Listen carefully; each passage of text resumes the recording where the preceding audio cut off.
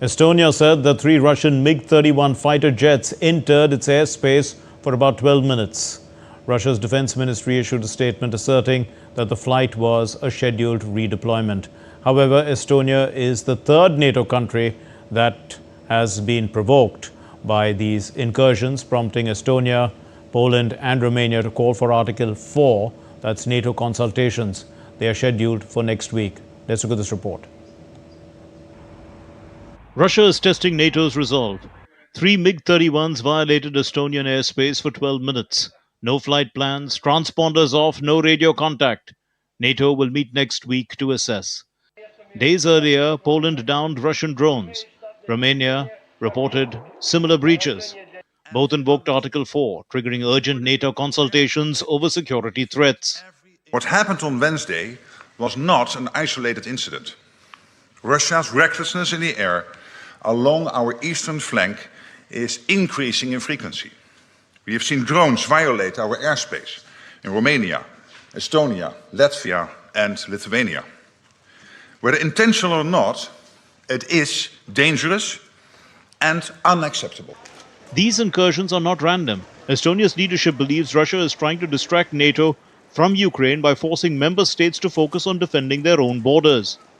NATO's rapid response, scrambling jets from Italy, Finland and Sweden, shows operational readiness. But the real test is political cohesion. Will all 32 members stand firm if provocations escalate?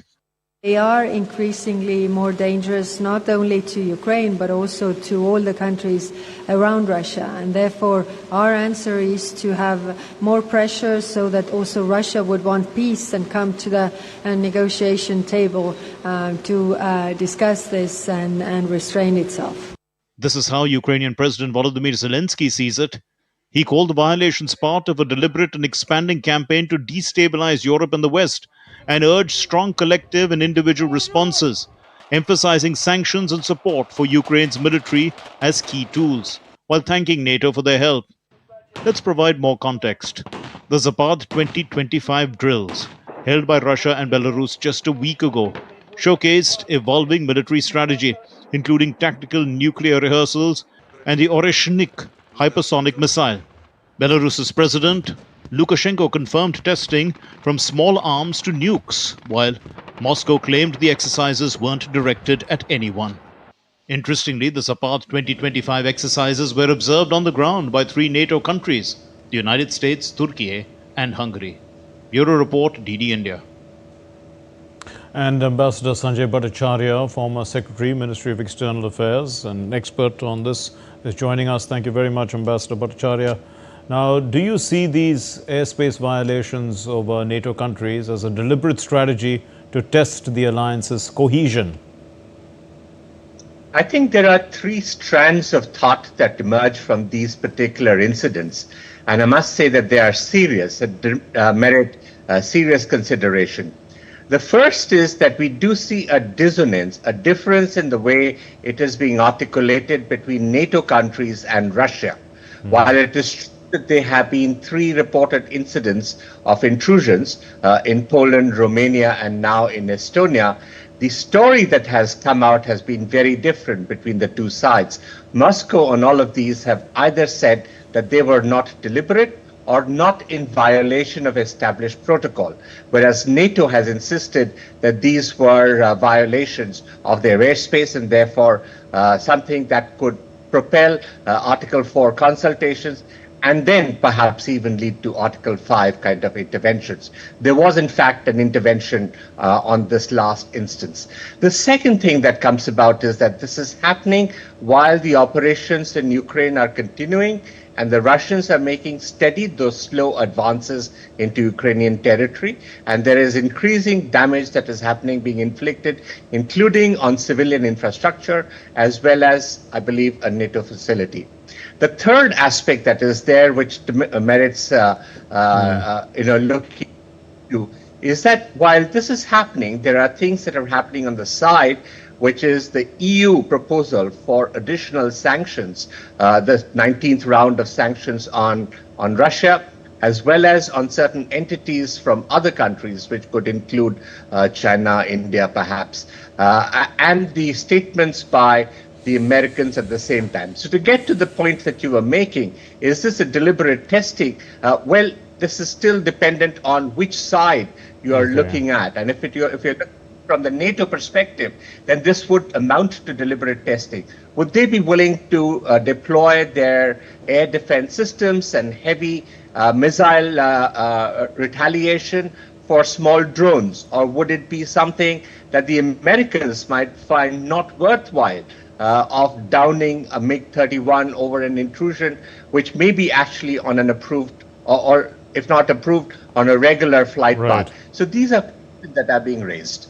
Also, Ambassador Bhattacharya, talking about things on the side, the Zapad 2025 exercises, do they signal a shift in Russia's deterrence doctrine?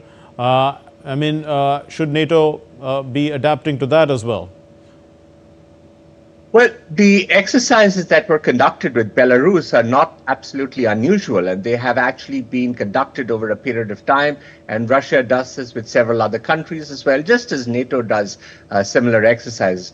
Also, I think what has become the practice now is that at many of these exercises, there are representatives or observers from the other side.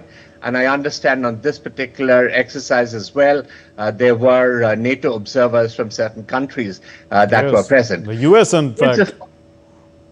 Yes, indeed. Right. And there is, of course, a certain element that needs to be figured in, because the continuing war in Ukraine has led to a certain ratcheting up of what could be conceived as red lines. And I think in both these instances, whether it is in the operations in Ukraine or whether it is in terms of some of these incursions that are happening on the eastern front of NATO along the Russian border, you do see that there is a certain ratcheting up of the red lines. One of these is there a nuclear issue that is being flagged by Russian military commanders at some of these instances? You call it ratcheting up, but you know, there's a new Eastern Sentry initiative of NATO, and you know, will it create a Cold War-like standoff? Because in Eastern Europe, one thinks that all these countries, you know, used to lean towards the USSR at one time. Well, if you look at the kind of relationship that particularly Estonia, Lithuania have had, Latvia have had with Russia or the erstwhile Soviet Union, that was indeed a very different one. But over a period of time, they have not only found that the political security of NATO is more comfortable, but also the economic potential of the European Union is something that they would be attracted to. One of the things that's coming up is that the kind of energy dependence that many of these countries have on Russian energy sources, particularly of LNG, and earlier even in Russian oil, is actually very high and continues to be high. And so there is a certain sense of how far can we go? And this is something that you see on some of those countries further down south that are also linked in terms of, say, Hungary, which has, you know, gets the oil from the Turk Stream, pipeline.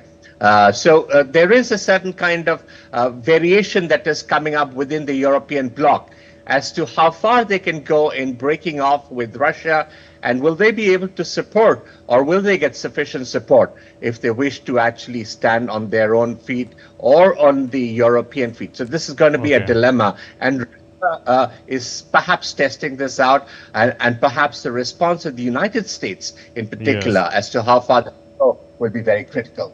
Yeah, we'll wait for that. Thanks very much, Ambassador Sanjay Bhattacharya, former Secretary, Ministry of External Affairs, for throwing light on this. Thanks for being with us.